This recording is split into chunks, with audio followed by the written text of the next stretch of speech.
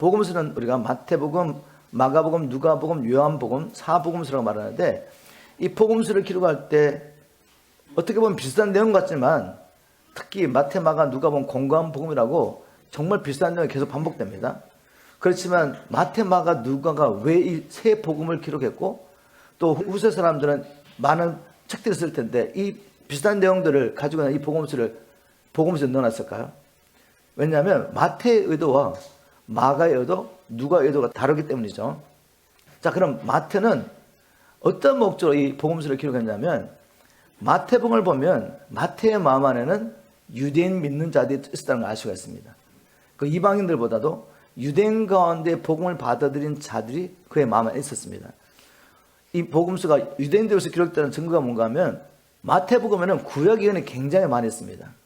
예수님께서 행하신 어떤 일을 선포하고 난 다음에 이것이 이렇게 된 것은 이는 선자의 말씀에 라고 말하면서 주님께서 행하신 일을 주님께서 하신 말씀들 이렇게 기록하고 난 다음에 꼭 반드시 이는 선지자의 예언하신 말씀에 라고 말하면서 이분이 바로 선지자의 예언을 이루신 분이다 라고 말하면서 예수님이 하나님의 아들 메시아를 증거하는데, 이방인들은 구약 성경이 없지 않습니까? 그래서 이 마태복음은 유대인 가운데 믿는 자를 기록했구나라는 걸 알 수가 있죠. 또 이 마태복음에는 시작이 이렇게 시작합니다. 아브라함과 다윗의 족보를 통해서 예수님의 메시아가 증거했는데, 바로 유대인들은 메시아가 아브라함과 다윗의 후손으로 올 것을 믿고 있었습니다. 그래서 메시아에 대한 칭호가 뭔가 하면 다윗의 자손 이렇게 부르는 거죠. 예수님을 부르는데 예수님을 메시아로 인정했던 사람들이 예수님을 부를 때 다윗의 자손 예수 그리스도시여, 이 말은 당신은 아브라함과 다윗의 자손으로 오실 것이라고 선자가 예언하신 바로 그분이십니다 라는 고백했죠. 바로 이런 것들이 이 마태복음은 기록할 때 유대인들을 마음에 두고 있었구나 라는 걸 알 수가 있죠. 또 이 유대인들은 여호와 하나님이라는 말을 하지 않습니다.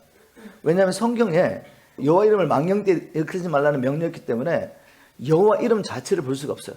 그래서 구약에 이제 여호와 이름을 기록할 때 모음을 다 뺐기 때문에 도대체 이것이 여호와라고 발음되는지 야훼라고 발음되는지 사람들이 몰랐습니다.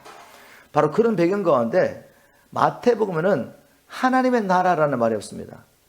Kingdom of God 없고 Kingdom of Heaven이라고 말하죠. 하나님이라는 말을 피했기 때문에 하늘나라, 이렇게 한국말로 하면 하늘나라 아니면 천국 이렇게 표현한 거죠. 이제 Kingdom of God 대신에 Kingdom of Heaven을 썼습니다. 자, 이런 것들을 보면 마태가 유대인을 염두에 두고 이걸 썼구나 알 수 있습니다. 특별히 이 마태복음은 또 제자들을 위한 매뉴얼이다 라고 말합니다. 왜? 많은 복음서 가운데 특별히 이 마태복음은 불신자들을 대상으로 쓴 것이 아니라 유대인 가운데 메시아를 믿는 제자로서 기록했느냐, 마태복음은 예수님께서 하신 설교가 의도적으로 5편에 기록됐습니다. 5편에 기록됐는데 이 모든 설교가 누구를 대상으로 했냐면 바로 제자들을 대상으로 한 것입니다. 한 가지 예를 들면 우리가 너무 잘 아는 산상수훈, 마태복음 5, 6, 7장 많은 무리가 주님 앞에 나왔지만 그 무리를 대상으로 선포한 메시지가 산상수훈이 아닙니다. 5장 1절에 보면 많은 무리가 나왔는데 그 가운데 제자들이 그에게 나온지라 라고 말하면서 이 제자들이 나왔을 때 주신 메시지가 우리가 잘 아는 산상수훈이죠. 그래서 마태복음은 이 제자들은 메시지라는 걸 알 수가 있고, 또 더 중요한 것은 이 복음서마다 마지막에 뭐라고 주님께서 명령하시죠. 제자들에게 이 복음을 전하라고 명령합니다. 그래서 마가복음에는 천하 만민에 가서 복음을 증거하라 라고 말하고, 누가복음 보면 주님께서 부활하신 이 사건, 너희들은 나의 부활을 증거할 나의 증인이다 이렇게 말하죠. 그런데 마태복음 어떻게 말하죠?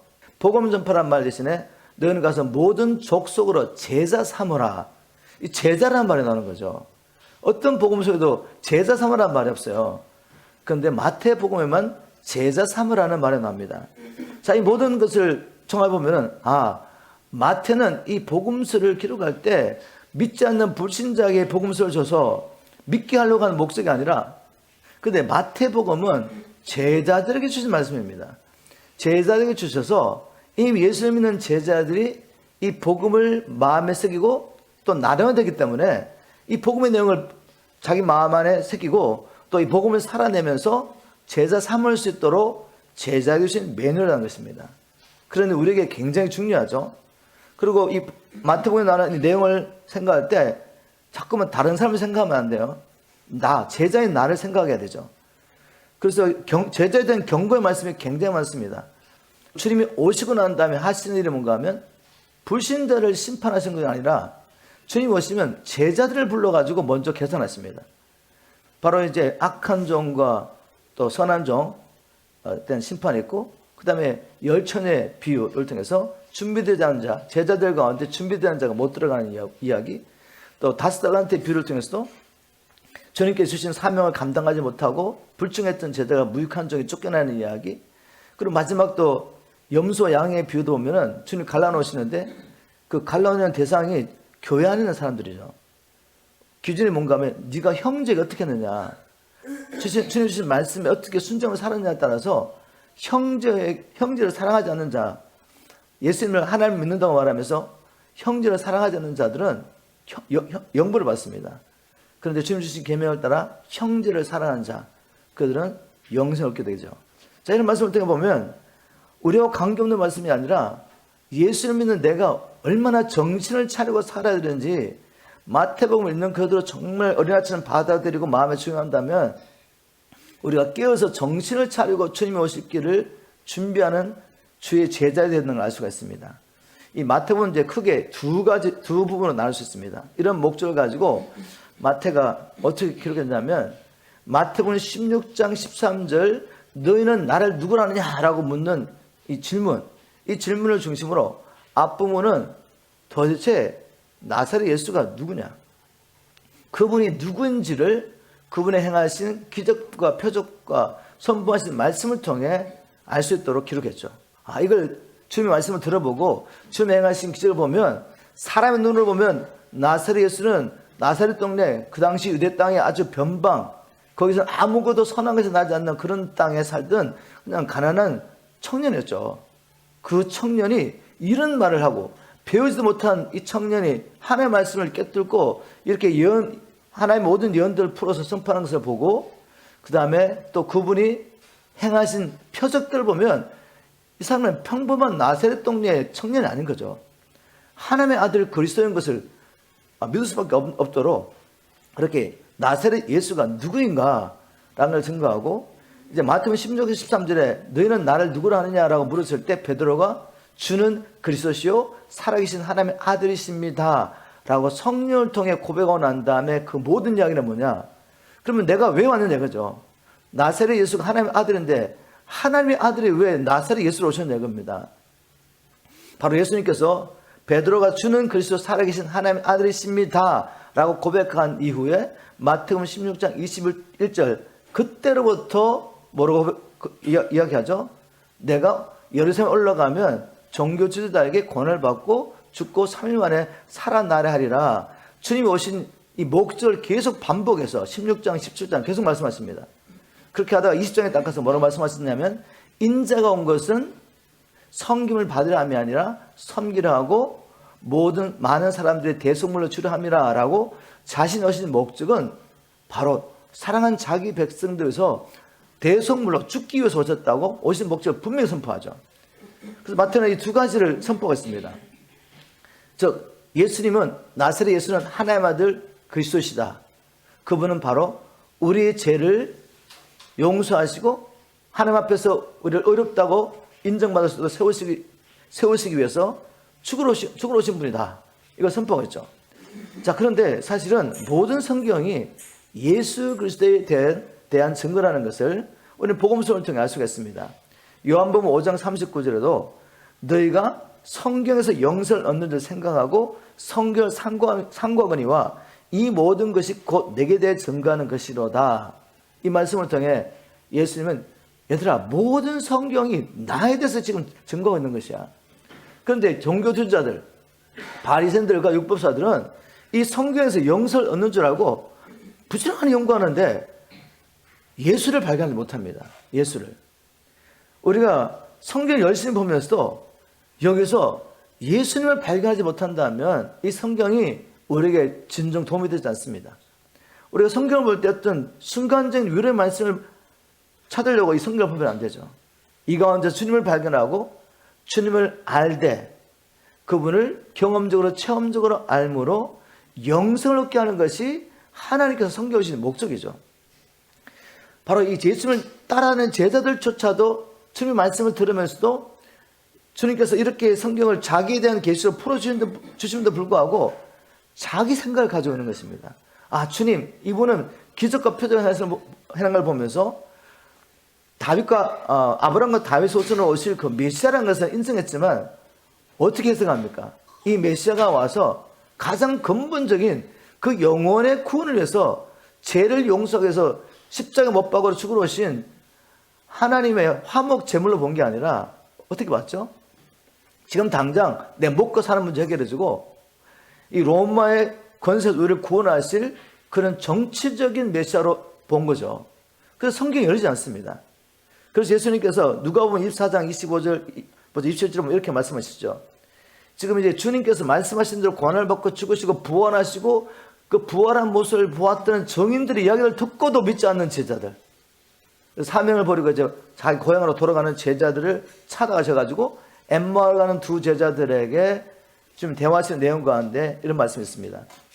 가라사대 미련하고 선지자들의 말한 모든 것을 마음에 더디 믿는 자들이여, 그리스도가 이런 고난을 받고 자기 영광에 들어갈 것이 아니냐 하시고, 이에 모세와 및 모든 선지자의 글로 시작하여 모든 성경에 쓴 바 자기에 가는 것을 자세히 설명하시니라.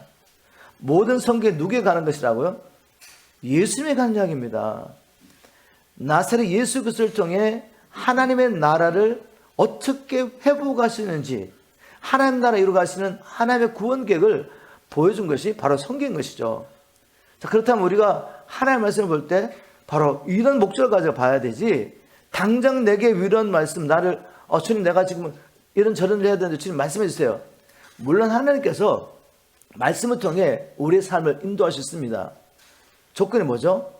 우리가 완전히 주님 안에 있을 때, 주님과 내가 하나가 됐을 때, 주님 말씀이 내 안에 있고 내가 주님 말씀에 순종함으로 주님 안에 있을 때 정말 말씀이 우리를 끌어갑니다. 왜? 이 모든 성경이 하나님 나라 이루어가시는 하나님의 계획을 보여줬기 때문에 내가 바로 예수 그리스도 온전히 하나 되어서 주님의 마음으로 하나님 나라 이루어가려고 생명을 바치면 하나님의 계획 가운데 이 말씀을 통해 주님 나를 이끌어가는 게 맞죠. 그래서 내 마음은 하나님 나라를 구하지 않습니다. 그저 예수를 믿음으로 내가 이 땅에서 복을 받고 형통하고 나의 문제 해결하려고 주님을 그렇게 믿고 있어요. 그런 가운데 주님 성경을 통해 나를 인도입시오 그러면 성경이 보이는데 자기 뜻대로 보이는 거죠. 자기 뜻대로 성경을 풀어가서 가다가 분명히 말씀을 주셨다고 생각하는데 자기 생각대로 푸는 거죠. 문맥과 관계없이. 자기는 주님 안에 있지도 않는데, 그리고는 말씀대로 이루지 않는다고 하나님과 원망합니다. 불평합니다. 자, 이런 오류를 왜 범하게 되죠?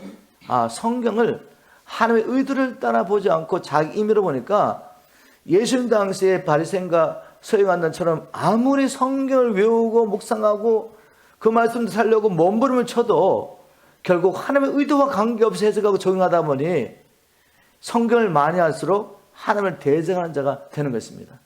얼마나 무서운 일입니까 이게. 그러니 이제는 우리가 성경을 볼 때 하나님의 의도를 따라보자. 이 말씀 가운데서 내가 주님을 만나고 주님을 아는 지식 가운데서 죄를 지고 자기를 부인하고 하는 뜻을 행하며 남은 생에 나를 창조하시고 또 예수 그리스도한테 구원하신 하나님의 뜻을 이루어드리는 저와 여러분 삶이 되기를 저는 축복합니다. 한번 여기까지 나눈 말씀을 적용해 보겠습니다. 성경은 하나님의 백성들로 하여금 예수 그리스도를 통해 하나님의 나라를 어떻게 이루어가는지를 보여주기 위해서 기록되었습니다. 나는 성경을 볼 때 바로 이런 시각을 통해서 보고 있습니까? 나는 성경을 통해 무엇을 얻기를 원합니까? 한번 여러분 자신에게 물어보시고 2023년을 정말 주님을 더 깊이 알고 주님을 깊이 알므로 여러분 삶 가운데 복음의 능력이 나타나서 내가 죄를 이기고 또 나를 향하신 주님의 뜻대로 천하보다 귀한 영혼을 구원하는 일에 여러분 쓰임받기 위해서 주님을 아는 지식에서 자라기를 주님을 축복합니다. 또 마태복음을 통해 주시는 말씀을 이제 본격적으로 나눠보겠습니다. 신약의 첫 번째 책인 마태복음은 왜 시작이 족보로 시작할까? 이렇게 시작합니다. 아브라함과 다윗의 자손 예수 그리스도의 세계라. 현대 성경은 더 쉽게 이렇게 번역했죠. 이것은 아브라함과 다윗의 후손 예수 그리스도의 족보다. 족보라고 말하면서 이제 아브라함부터 시작해서 누가 누구를 낳고 축축축 내려오는 거죠. 왜 족보로 시작하죠? 왜냐하면 구약의 모든 말씀이 무엇입니까? 범죄한 인간을 어떻게 구원할 것인지를 주님께서 선지자를 통해 계속 말씀하셨죠. 이스라엘 백성들 불러서 계명을 주고 이 말씀에 순종하면 너희가 나의 백성이 되고 나의 특별한 소유가 될 거야. 너희는 제사장 나라가 될 것이다 라고 말했는데 그들이 그 말씀에 순종할 수가 없습니다. 왜? 하나님의 말씀이 바뀌었는데 자기 안에 있는 마음은 이 하나님의 말씀을 순종할 수도 없고 하나님을 사랑하지도 않습니다. 그래서 이룰 수가 없죠. 그런 과정 가운데 하나님이 우리에게 계시한 것은 율법을 주신 의도는 이 율법을 온전히 지킴으로 구원을 받게 하기 위해서 주신 것이 아니라 어렵다는 받게 하시기 위해서 주신 것이 아니라 율법을 통해 내가 얼마나 철저한 타락한 죄인인지 내 스스로는 결코 하나님의 뜻을 이룰 수 없다는 것을 발견하게 합니다. 그럼 좌절하게 되지 않습니까? 그런데 율법을 보면서 이 말씀대로 살 수 없는 걸 보면서 좌절하는 것에서 끝나는 것이 아니라 그걸 통해 지금 약속하시죠. 내가 메시아를 보내겠다. 너희들을 위한 구원자를 보내겠다 말씀하시죠. 그리고 또 성령을 보내시겠다 말씀하십니다. 성령을. 메시아를 통해 우리를 구원하시고 성령을 통해서 이제 이 말씀대로 살 수 있도록 돕는 분으로 성령을 보내신다 약속하신 것이죠. 자, 그 중에 창세기 3장 15절에 인간이 범죄가 난 다음에 하나님께서 약속하십니다. 내가 여인의 후손을 너에게 보내서 구원하실 하나님의 구원 계획을 아담과 하와에게 알려주시죠. 성령을 통하지 않고는 창세기 3장 15절을 통해서 이 복음을 깨달을 수 없습니다. 여인의 후손이 뱀의 머리를 깨뜨릴 것이다. 이제 뱀의 후손과 여인의 후손 간에 끊임없는 전쟁이 있을 텐데 뱀의 후손이 여인의 후손의 발꿈치를 상하게 할 것이지만 그러나 이 여인의 후손이 뱀의 머리를 깨뜨릴 것이다. 이 말씀을 어떻게 복음을 깨달을 수가 있겠습니까? 그러나 중요한 것은 성령을 통하지 않고는 아무리 하나님의 예언이 이렇게 다 성취됐습니다라고 설명해줘도 이게 머리로는 이해가 되는데 실제적으로는 복음의 능력이 나타나지 않습니다. 누굴 통하지 않으면? 성령님을 통하지 않으면. 예수님 당시에 똑똑한 공부를 많이 했던 바리새인과 율법사들이 예수를 메시아로 알아보지 못했던 이유는 끊임없이 사람의 지혜에 의졌기 때문에 성경을 그렇게 연구하고도 왜곡할 수밖에 없는 겁니다. 하나님의 지혜에서는 사람이 자기의 지혜로 하나님을 알 수 없다고 고린도서 1장 21절에 바울이 선포했죠. 그리고 그럼 어떻게 합니까? 하나님이 우리를 구원하시는 하나님의 지혜 우리가 어떻게 할 수 있습니까? 오직 성령을 통해 이것을 우리에게 보여주셨습니다.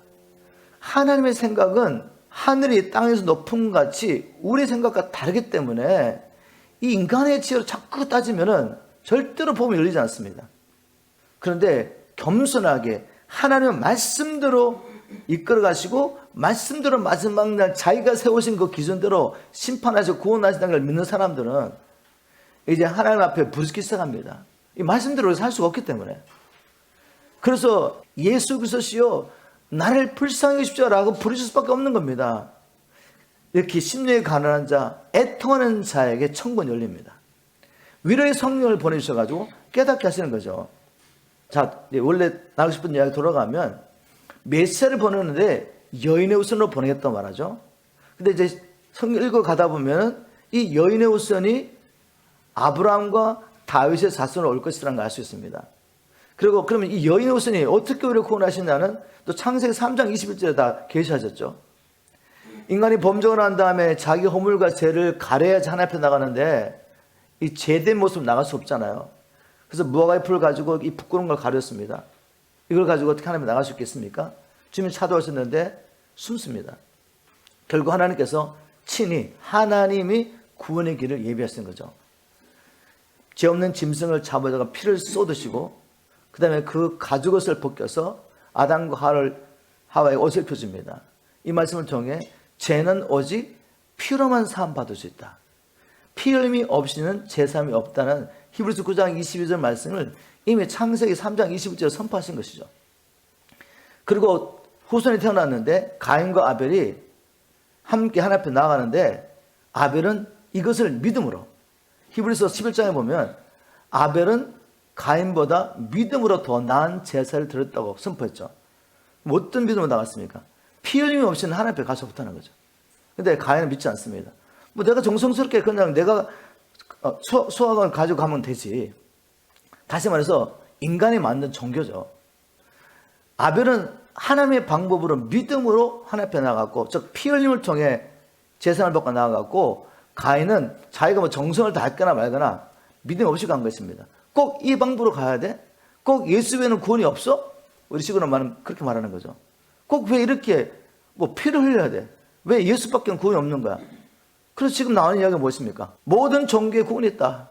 그래서 지금 종교 통합을 하는데 그 복음주의 가운데서 이렇게 이제는 문을 다 열고 모든 종교에 구원이 있다. 꼭 예수를 통해서만 구원이 있다고 말하지 말자. 이렇게 말합니다. 바로 이제 가인의 길을 따라가는 거죠. 그러나 마지막 날 심판하신 분은 똑똑한 종교인들이 아니라 예수님이십니다. 말씀이신 예수님이 말씀대로 심판하실 것입니다.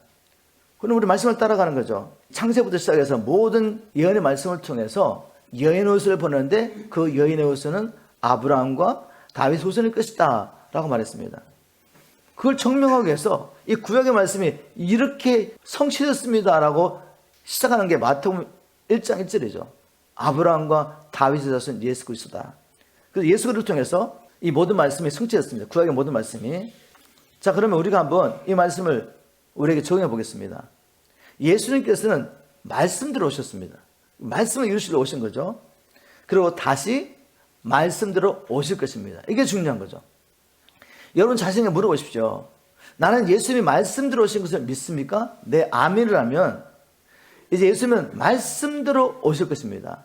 그리고 말씀대로 심판하실 거예요. 심판의 규칙은 뭐죠? 나를 불러 주여 주여 하는 자보다 천국 가는 것이 아니라 오직 내 아버지의 뜻대로 행하는 자라 들어가리라. 이기는 자만이 생명나무의 시간을 먹고 둘째 사망의 해를 피할 수 있고 흰 옷을 입고 나와 함께 다닐 것이며 그 이름이 생명책에서 헐어지지 않을 것이다. 아무도 거룩함이 없이는 주를 볼 수 없다. 이런 말씀 가지고 심판하실 거예요, 주님이. 그리고 마지막 날 주의 종들을 불러가지고 주님께서 계산할 겁니다.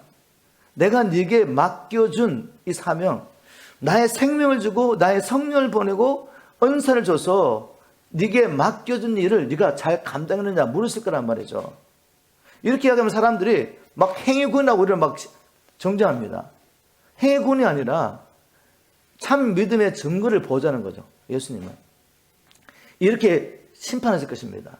그렇다면 이걸 믿는다면 말씀대로 심판하실 그 문 앞에 설 준비하셔야지. 성령 충만하여서 주님이 오셨을 때 우리가 준비되기를 주님 축복합니다. 성령 충만 받지 않고 이런 내용들을 이론적으로 안다고 우리가 살아낼 수 있던가요? 왜 우리가 힘써 모여가지고 그냥 한 시간 짧게 예배하고 끝나는 게 아니라 똑같은 말씀 같은데 이 말씀을 다시 한번 새기고 이 말씀이 생명과 영으로 내게 양식을 얻도록 우리가 믿음을 받아들이고 이 말씀이 역사하도록 또 기도를 하고 성도들이 모여가지고 말씀으로 교제하고 성도들이 모여가지고 이제 예배 마치고 난 다음에 밥을 먹을 때 우리 인간은 세상적인 이야기하면 우리 영혼에 절대로 도움이 안 됩니다. 우리 영혼이 오히려 더러워지죠. 입을 열어서 내 연약함을 고백하고 이 말씀을 이루지 못한 것에 대해서 함께 합심해서 우리가 기도하고 또 성례한 부분에 대해서 이렇게 하나님의 은혜로 성례했다는 말씀을 나누면서 이렇게 성례 교제를 할 때 그 가운데 성령 역사하십니다.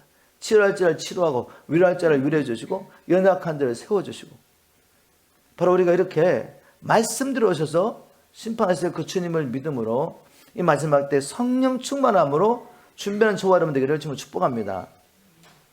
또 마태복음 1장에 보면 이 족보들을 연구해 보면 예수님이 땅에 오시도록 쓰임 받았던 믿음의 조상들을 보면 인간적인 시각을 보면 누가 예수 그리스도의 땅에 오시는 일에 쓰임 받을 자격이 있겠습니까? 그 중에 특별히 예수님의 축복 가운데 4명의 여인의 이름이 나옵니다. 여인의 이름이 누가 누구를 낳고가 다 남자인데 그 순간에 여인 이름들을 쑥쑥 집어넣었어요. 의도적으로. 성령의 감동으로 이렇게 기록했겠죠. 그런데 그 여인들이 정말 경건하고 하나님 앞에 보시기에 의로운 자가 아니라 부끄러운 자들이었습니다. 근데 왜 부끄러운 사람들 이름을 기록했을까? 자, 이것만 봐도 성경은 사람이 지어낸 이야기가 아니죠. 있는 그대로를 기록한 것입니다. 오히려 부끄러운 이야기를 거기다 기록해놨어요. 성경에다가. 예수님 족보 가운데 부끄러운 여인들을 이름을 기록한 거죠. 왜요? 아무도 자격이 있어서 하나님의 구원의 역사에 들어온 게 아니라는 것입니다. 하나님의 은혜로 택하신 것이죠. 우리가 우리 모습을 보면 얼마나 연약하고 부족한지 몰라요. 정말 오늘 아침에도 예배를 드리면서 주님, 저는 자격이 없습니다. 주님의 말씀을 대언할 자격이 없습니다. 주님의 그 은혜로 저를 가려 주십시오. 누가 자격이 있어 이 하나님의 말씀을 선포하겠습니까? 제가 무슨 경고가 능력이 있어 가지고 열방을 다니며 복음을 전가할 수 있겠어요? 저는 늘 기억합니다. 주님, 제가 다른 사역자보다도 목회자보다 능력이 있어서 주님이 쓰시는 게 아니라 주님이 그저 저를 택하여 주셨습니다. 이 복음을 전하는 일에. 그리고 제가 항상 할 때마다 복음을 전할 때마다 주님, 제가 자격이 있어서 전할 수가 없습니다. 주님의 은혜가 아니면 한 영혼도 주님 앞에 인도할 수가 없습니다. 많은 성도들의 기도를 통해 제게 은혜를 베풀어 주시고 이번에도 주님이 그렇게 사랑하시는 그 영혼, 천하보다 귀한 영혼을 위해서 저를 사용해 주십시오. 우리는 아무도 자격 있는 사람이 없죠. 이 족보 가운데 유다가 납니다. 아브라함이 이삭을 낳고 이삭이 야곱을 낳고 이제 야곱의 12아들 가운데 누구에게로 메시아의 란이 옮겨지죠? 유다. 근데 유다가 누구를 통해 베레스와 셋을 낳느냐? 이 베레스를 통해 또 이제 예수님의 계보가 이어지는데 다말이라는 여자를 통해서 베레스를 낳습니다. 이 다말을 보니까 유다의 며느리였습니다. 며느리. 이 유다의 아들 가운데 엘, 오난, 셀라가 있는데 엘과 하나님 보시기에 악한 겁니다. 그래서 하나님께서 이 엘을 취해가십니다. 근데 그 당시에 배경을 보면 형이 아들을 낳지 못하고 후사가 없이 죽으면 동생이 형수와 결혼해서 아들 낳아줘야 되는 그런 법이 있었죠. 그래서 유다가 둘째 아들을 다말에게 줍니다. 근데 이 둘째 아들 오난은 자기 형수가 아들 낳아봤자 이게 내게 기업이 되지 않아요. 그래서 땅에다 설정하면서 자식을 의도적으로 주지 않죠. 그걸 보시고 하나님이 또 오난을 치십니다. 이제 셀라는 셋째 아들밖에 남지 않았는데 이 셀라를 줘야 되는데 얘는 아직 어리니까 너 집에 가 있어. 그리고 다만을 보내고 난 다음에 셀라가 이제 성장해서 결혼할 수 있는 나이가 됐는데도 주지 않습니다. 그런 가운데 이 다말은 남편을 위해서 자식을 얻기 위해서 이 창녀로 가장하고 그러니까 시아버지와 함께 연합회가 누구를 낳냐면 베레스를 낳은 거죠. 자, 이렇게 예수님의 계보가 이어집니다. 이거 정말 이렇게 세상에서 없는 이야기가 막 기록된 거죠. 그리고 또 이제 살모는 사람이 라합에게서 보아스를 낳았다고 기록됐는데 이 라합은 성경에 보니까 여리고의 성에 있던 창기였어요. 창기였는데 정탐꾼을 이제 도와주고 난 다음에 나중에 하나님 말씀대로 여리고를 점령을 한 다음에 정탐꾼 중에 한 사람인 살몬이 라합과 결혼해서 보아스를 낳습니다. 여러분 보아스가 누군지 알죠? 보아스도 이제 결국 룻과 결혼해서 오벳을 낳게 되고 오벳은 다윗의 할아버지입니다. 근데 보아스가 또 누구와 결혼하냐면 룻이라는 모압 여인과 결혼합니다. 그 당대만 해도 이방인들은 하나님의 총회에 들어올 수가 없었어요. 택하신 이스라엘 민족만이 하나님의 백성이 될 수 있었습니다. 그런데 그 가운데 이 룻이라는 모압 여인이 들어와가지고 예수님 메시아의 혈통이 이어가게 되죠. 가장 아름답지 못한 이야기는 다윗을 통해서 예수님은 나시는데 이 다윗이 정상적인 결혼을 통해서 아들 낳는 게 아닙니다. 그에게 충성했던 우리아라는 충신이 있는데 그 우리아의 아내를 취해가지고 그를 통해 솔로몬을 낳고 솔로몬을 통해서 이제 예수님의 계보가 이어지는데 이 모든 사건을 통해 우리에게 주시는 메시지가 무엇입니까? 정말 우리에게는 선한 것이 하나도 없습니다. 저와 여러분이 하나님 앞에 쓰임 받는 것은 내 경험과 내 능력이 아니에요. 잘할 게 하나도 없습니다. 우리를 쓰신다면 그냥 하나님이 택하신 것입니다.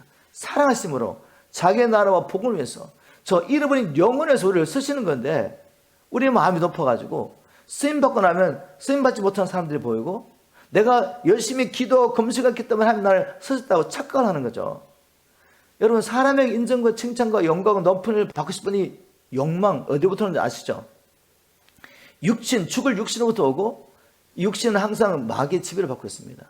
루시프라는 하나님의 천사장의 타락에서 마귀, 사단이 된 것은 피조물인 존재가 다른 피조물에게 하나님이 받을 영광을 취하려고 하는 욕망이 생겼기 때문에, 그 욕망이 어떻게 생겼는지 우리가 알 수가 없어요.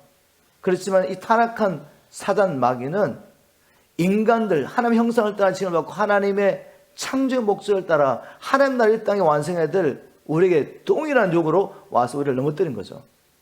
여러분, 우리가 예수를 믿고 성령 충만한 후에도 얼마든지 우리 안에 죄가 있기 때문에 이런 욕구가 올라올 수 있습니다. 그럴 때마다 두려운 마음으로 이걸 물리치셔야 돼요. 사람들이 와서 하나님 앞에 쓰임받고 나는데 여러분들에게 칭찬할 때도 여러분 마음 깊은 곳에서 이걸 두려워하면서 하나님 하셨다 인정해야 되고, 그걸 받아들이고 우쭐하시면 안 돼요. 자, 한번 적용해 보겠습니다. 여러분이 예수 믿고 하나님의 자녀가 된 것이 여러분 자신의 공로나 자격 때문이 아니라 하나님께서 사랑하심으로, 그리고 여러분을 자녀 삼으신 것을 기뻐하심으로 된 일이라는 것을 생각할 때 어떤 상황 속에서도 주님께만 영광을 드리고 주님께 감사를 드리겠습니까? 여러분, 이렇게 사시길 좀 축복합니다. 또 마태복음 1장을 통해 주시는 말씀, 예수님은 오시리라 예언한 여인의 후손인 것을 마태는 이렇게 증거하고 있습니다. 마태는 예수님이 아브라함과 다윗의 후손으로 오신 분이라는 것을 증거하고 난 다음에 이제 16절에 와서 족보를 쭉 이야기하다가 누구는 누구를 낳고 딱딱 이야기하다가 야곱은 요셉을 낳고 요셉은 예수를 낳고 이렇게 해야 되는데, 야곱은 마리아의 남편 요셉을 낳고 마리아에게서 그리스도로 칭하는 예수가 나시니라. 지금 말이 안 맞지 않습니까?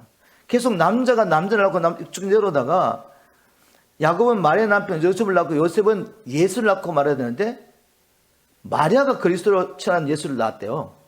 자, 이걸 통해 뭘 이야기하고 싶은 거죠? 예수님은 아담의 후예가 아니라는 거죠. 예수님은 남자를 통해 나신 분이 아니다. 예수님만을 아담의 후예, 남자의 혈통을 통해 났다면 어떻게 됩니까? 우리가 똑같이 태어날 때부터 죄의 권세, 사단의 권세를 태어나기 때문에 우리를 위한 어린 양 대속물이 될 수가 없어요. 예수님이 우리의 대속물이 되려면 태어날 때 죄가 없으신 분으로 태어나야 합니다. 그래서 혈과 육을 가진 몸으로 와야 되기 때문에, 사람으로 오셔야 되기 때문에 여인의 몸을 사용하셨지만 성령으로 잉태하신 것이죠. 그래서 죄가 없이 여인의 후손으로 오게 된 것입니다. 예수님은 창세기 3장 15절 말씀을 성취하기 위해서 여인의 후손으로 와야지 우리를 위한 대속물이 될 수가 있습니다. 자, 예수님은 그럼 왜 하늘 보좌를 버리시고 이 땅에 오셨습니까? 거기에 대한 답변을 이제 마태복음 1장 21절 하고 있죠. 마태가 아들을 낳으리니 이름을 예수로 하라. 이는 그가 자기 백성을 저희 죄에서 구원할 자이심이라. 주님이 오신 목적 분명히 말하고 있습니다. 자기 백성을 죄에서 구원하러 오신 분이다. 너무나 잘하는 말씀. 오늘 성령께서 여러분들에게 이 말씀을 풀어주기를 주님으로 축복합니다. 아, 주님 나의 죄 용서하러 오셨지. 이렇게 하는 것이 아니라 이게 무슨 의미인지 꼭 깨닫게 되기를 주님으로 축복합니다. 예수라는 이름의 의미는 The Lord saves. 주께서 구원하신다. 구약의 여호수아의 이름과 똑같은 말이죠. 자, 그러면 죄에서 구원한다는 말이 뭘까를 생각하셔야 돼요. 죄에서. 주님께서 우리를 죄에서 구원한다는 말, 만약 우리가 죄에서 구원을 받는다 어떤 일이 일어날까? 이걸 알려면 죄 때문에 어떤 일이 인간의 삶 가운데 이루어진지를 보셔야 돼요. 여러분, 죄 때문에 죄와 마귀의 종이 됐습니다. 죄를 짓기 때문에 죄와 마귀의 종이 됐습니다. 그래서 평생 마귀의 종으로 살다가 그 결과가 무엇입니까? 우리 이제 킹덤 파워 캠프는 나누죠. 악한 영 마귀의 지배를 살 때 어떤 현상이 나타나는지를 쭉 제가 설명해 드리죠. 그래서 종교인을 살고 있는 사람들은 예수를 믿는다고 해도 여전히 마귀의 권세 안에 살 때 나타나는 현상이 계속 나타납니다. 잘 들어보세요. 아무리 성경을 많이 알고 구원의 거리에서 머리를 다 알고 있어도 실제적으로 영적으로 마귀의 지배하는 사람들은 마귀의 지배할 때 나타나는 현상들이 계속 그 사람의 삶 가운데 습관으로 나타나죠. 첫 번째, 마귀에 지배하는 사람들은 이기적이다. 자기 사랑에 빠져 산다는 거죠. 그러면 하나님 원래 창조하신 인간의 모습은 어떤 모습이죠? 예수님을 보시면 돼요. 예수님 어떻게 사셨습니까? 철저히 자기 분하고 사셨죠. 철저히 자기 분하고 성령 충만하셔가지고 아버지를 사랑함으로 죽기까지, 십자가에 죽기까지 순종하십니다. 그리고 죄인인 자기 형제를 위해서 기꺼이 자기 생명을 내어놓은 삶을 산 거죠. 철저히 자기 분의 삶을 사는 것이 바로 구원받은 자의 모습인 거죠. 구원받지 못하면 여전히 자기 사랑에 빠져 삽니다. 물론 구원받는 그 순간부터 주님 오실 그날까지 매일 자기 분의 삶을 살면 얼마나 좋겠습니까? 자기 분의 삶을 살 수 있는 생명을 얻게 되지만 여전히 내 안엔 죄가 있고 이 싸움이 우리 안에 계속되기 때문에 이제는 우리가 의지를 가지고 육체를 따라 살지 않고 우리가 이제 성령을 따라 사는 훈련하는 것은 우리의 몫입니다. 다른 이야기고, 사단의 권세를 살게 될 때 습관적으로 자기 사랑에 빠져 산다. 저는 그거를 우리 손자 손녀 보면서 금방 알겠더라고요. 우리 손자 손녀가 한 달 동안 우리 집에 있으면서 얘들은 자기밖에 몰라요. 그냥 배고픔 오래 느끼고 엄마 아빠 사정 보지 않습니다. 자기의 필요가 채울 때까지 끝까지 오래 느끼는 거죠. 자기밖에 몰라. 그래 보면서 태어날 때부터 인간은 다른 사람을 배려하지 않는구나.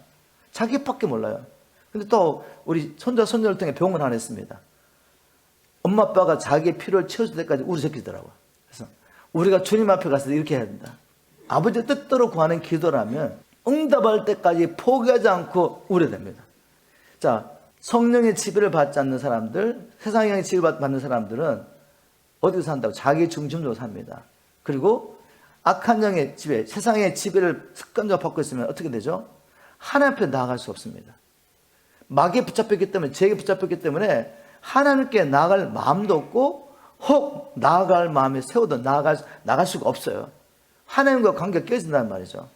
그리고 두 번째, 자기 중심적으로 살기 때문에 다른 사람의 관계, 자기가 사랑해서 결혼한 남편과 아내의 관계도 깨어져 있습니다. 그리고 자연과 사람의 관계도 깨어져서 사람의 땀을 흘리고 죽으라고 일을 해야지 겨우 먹고 살게 됩니다. 그 외에 정신적으로 마귀의 공격을 받게 되면 정신적인 질병이 얼마나 많은지 모릅니다. 요즘 공황장애, 두려움, 잠도 못 자고 온갖 정신적인 질병이 악한 영이 지배할 때 생기는 거죠. 육신의 질병도 마귀가 의도적으로 갖다 줄 수 있습니다. 우리가 이제 이 땅에 사는 동안에 죄라는 게 있기 때문에 질병으로부터 완전히 자할 수는 없어요. 우리 몸이 온전히 구원받는 날은 주님이 오시는 날입니다. 근데 어떤 병들은 악한 영의 임재로 말미암아 불치병으로 이제 의사는 손을 못 대는 것입니다. 악한 영의 지배 아래에서 일어나는 현상이기 때문에 이건 쫓아내야죠. 저는 사역하면서 이 불치병들은 악한 영을 쫓아낼 때 순간 최대한 걸 보았습니다. 그래서 예수님께서 제자들을 보내시면서 이렇게 말씀하시죠. 가서 천국 복음을 전하는데 천국 복음을 전하는데 메시지만 준 것이 아니라 먼저 권능을 주십니다. 귀신을 쫓아내고 모든 질병을 고칠 수 있는 권능을 주셨어요. 여러분 믿으시죠? 왜 이 권능을 줄 수 있느냐? 주님께서 죗값을 지불하심으로 죗값이 지불되면 어떻게 됩니까? 악한 영이 와서 우리의 삶 가운데 가졌던 모든 불행과 저주와 질병과 사망까지 우리는 이길 수가 있습니다. 믿습니까? 그래서 천국 복음을 전파하고 가는 곳마다 귀신을 내어 쫓고 문둥병자를 깨끗하게 해주고 죽은 자를 살리라까지 명령하신 거죠, 주님이. 자, 그런데 주님은 가시는 곳마다 이 말을 일행했습니다. 그런데 만일 우리에게 이런 일이 일어나고 있지 않다면 저는 이렇게 믿습니다. 권능의 문제가 아니라 믿음의 문제다. 우리 제자들 나가서 동일하게 행합니다. 사도행전은 그 역사가 있죠. 그런데 시대마다 이 교회가 타락하고 교회가 사명을 감당하지 못할 때 하나님의 부흥이라는 것을 허락하십니다. 부흥의 때가 되면 성경에서 기록한 동일한 일들이 막 일어나는 거죠. 왜 이렇게 하십니까? 교회를 살리려고. 자, 우리에게 정말 부흥이 임하기를 주님을 축복합니다. 하나님께서 또 우리 주위에 최근에 아픈 분들을 많이 허락하셨어요. 그 이유는 뭐죠? 복음을 선포를 한 다음에 이론적으로만 복음을 알지 말고 이 복음의 능력이 나타나게 해라. 정말 저와 여러분 개인적으로 교회적으로 이 부흥이 임해서 죄의 세력 안에서 일어났던 모든 현상들이 떠나가는 역사기를 지금 축복합니다. 우리 끝까지 기도해야죠. 자, 이것이 죄에서 구원한다는 말이죠. 결국 마지막에는 우리 이 땅에 사는 동안에 죄와 사단의 권세에서 해방되어서 이 하나님 나라를 맛보는 사람들이 마지막 날 동일한 복음의 능력으로 하나님의 진노에서 우리가 구원을 받게 됩니다. 이제 예수님께서 이 땅에 오신 목적이 자기 백성을 죄에서 구원하기 위함이라는 말씀 이해하시겠죠? 이 죄와 사단의 권세에서 해방되어야지 우리가 이제 하나님의 말씀에 순종할 수 있습니다. 천국은 하나님께 순종한 자가 들어가는 곳이지, 믿습니다 말하는데 여전히 자기가 주인 되어서 이 세상이 임금이 주인 되어서 사는 삶을 살면서 어찌 우리가 천국 갈 수가 있겠습니까? 이 땅에 사는 동안에 죄에서 구원받지 못한 사람이 어떻게 하나님 앞에 갔을 때 하나님의 진노에서 동일한 복음의 능력으로 구원받겠냐 이거죠. 한번 적용해 보도록 하겠습니다. 예수께서 오신 목적은 자기 백성을 죄에서 구원하시기 위해서 오셨다고 했습니다. 예수님이 여러분의 구세주라고 믿으십니까? 그렇다면 여러분에게는 죄에서 구원받은 증거가 있습니까? 여러분은 이제 자신을 살지 않고 복음과 그리스도를 사는 삶이 있느냐 이거죠. 이 삶이 여러분 있기를 주님을 축복합니다. 예수님이 땅에 오신 목적, 바로 죄에서 우리를 구원하러 오셨고, 또 한 가지 목적 무엇이죠? 22절 23절에 보니까 이 모든 일에 된 것은 주께서 선전하신 말씀을 이루하심이니 가라사대 보라 처녀가 잉태하여 아들을 낳을 것이요 그 이름을 임마누엘 하리니 이를 번역한 적 하나님이 우리와 함께 계시다 함이라. 우리를 죄에서 구원하시고 난 다음에 진짜 목적이 무엇입니까? 우리와 함께 하는 것이죠. 죄가 있으면 하나님이 우리와 함께 할 수가 없어요. 우리와 함께 하며 우리와 교제하고 아버지께서 창조하신 이 모든 땅에 있는 피조물뿐만 아니라 이제 예수 그리스도 안에서 하늘과 땅이 연합하여서 영적인 세계, 물질 세계, 이 모든 세계를 우리가 그리스도와 함께 누리는 것, 다스리는 것이 하나님의 목적입니다. 우리 하나님의 기쁨은 자기 형상을 따라 지음을 받은 우리와 함께하는 것이죠. 이 함께하기 원하는 하나님의 의지가 구약 성경에 어떻게 나타납니까?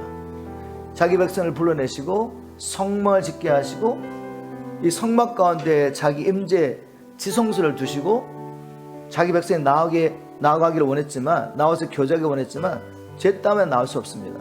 그래서 제사 제도를 주시고 예수 그리스도의 모형으로서 짐승이 피를 흘리고 그 피로 말미암아 구약의 백성들이 용서를 받고 하나님 앞에 나서 교제하게 하셨죠.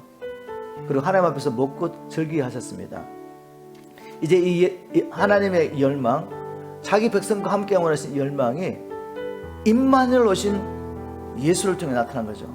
하나님이신 분이 이 땅에 자기 백성과 함께하게 오셨습니다.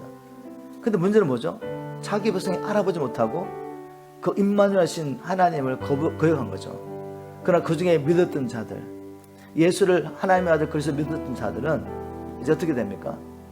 주님은 성찬하셨지만 주의 성령을 보내주셔서 믿는 자들을 성전 삼으시고 우리 안에 거하기를 기뻐하십니다. 우리 안에 거하시면서 교제하기 원하시죠. 정말 이 하나님의 열망을 여러분 아시고 하나님을 갈망하시기 좀 축복합니다. 자기의 생명까지 버리시면까지 우리 죄를 용서하시고 우리에게 오셔서 우리가 교제하기 원하시는 하나님의 갈망이 여름의 갈망이 되기를 주님을 축복합니다. 지금도 어떤 사람들의 마음의 문을 주님께서 두드리면서 이렇게 말씀하는지도 몰라요. 문을 열어다오. 내 음성을 듣고 문을 열어다오. 그러면 내가 네 귀로 들어가서 너와 더불어 먹고 너는 나와 더불어 먹으리라. 그것이 우리가 찾는 진정한 기쁨과 만족의 길입니다. 주님 음성을 듣고 우리가 주님 오시도록 우리 마음을 열어드리고 주님과 교제하면서 뭘 기다리죠? 온전한 하나님 나라가 온 열방 가운데 임하기를 갈망하며 복음을 전하게 됩니다. 그럼 이제 이 복음이 모든 민족과 나라에게 선포될 때 주님이 오셔서 악을 이 땅에서 완전히 제거하시고 새하늘과 새 땅이 임하면서 하나님의 장막이 우리와 함께해서 땅으로 내려오셔서 이제 영원한 하나님 나라가 이루어지는 거죠. 그래서 우리와 함께하기 원하시는 주님의 갈망이 온전히 이루어지게 됩니다. 오늘 주신 말씀을 한번 우리에게 적용하면서 말씀 맺었으면 좋겠습니다. 성경은 예수 그리스도를 통해 하나님 나라 이루어가시는 하나님의 구원 계획을 우리에게 보여주기 위해서 기록됐습니다. 나는 성경을 볼 때 주님을 발견하고 있습니까? 그리고 주님을 발견하면서 힘과 능력을 얻고 죄와 사단과 세상과 무엇보다도 나를 자아를 이기며 하나님의 말씀을 이 땅에 이루어가고 있는 이 말씀이죠. 즉 주와 복음에서 살고 있습니까? 예수님께서는 말씀 들어오셨고 또 앞으로도 오실 것입니다. 주님이 오셨을 때 나는 주님 앞에 설 수 있을까? 말씀 들어 심판하실 그 주님 앞에 설 준비를 하고 계십니까? 또 예수님이 오신 목적 가운데 어떤 목적이 있습니까? 나와 함께하기 위해서. 그분은 죽으시고 부활하시고 승천하셔서 믿는 우리에게 성령을 보내주셨습니다. 그 성령의 임재를 여러분 인식하고 계십니까? 그 성령의 임재를 갈망하며 믿음의 순전처럼 하나님의 임재를 날마다 연습하고 계십니까? 이것이 제가 또 추구하는 것이고 또 여러분들이 추구하는 신앙의 목표가 되길 주는 축복합니다. 왜냐하면 모든 능력은 하나님을 만나면서 나옵니다. 하나님과 교제함을 통해 하나님 주시는 지혜와 계시를 통해서 하나님을 아는 것을 통해 우리의 영생을 얻을 뿐만 아니라 이 땅에 살아가는 동안에 주님 말씀에 순종하며 계명에 순종하며 사명을 감당하며 살 수 있는 유일한 길이 바로 주님을 만남에 있습니다. 2023년 저와 여러분 하나님을 아는 일에 성장하기를 주님 축복합니다. 성령의 계시를 통해 복음이 열어지고 우리가 날마다 듣는 이 복음이 생명과 능력이 되어서 우리가 말씀을 살아들이면서 주님 오시기를 예배하며 이제 마지막 날 주님 오셨을 때 우리가 칭찬받는 주의 종 다 되기를 주님으로 축복합니다.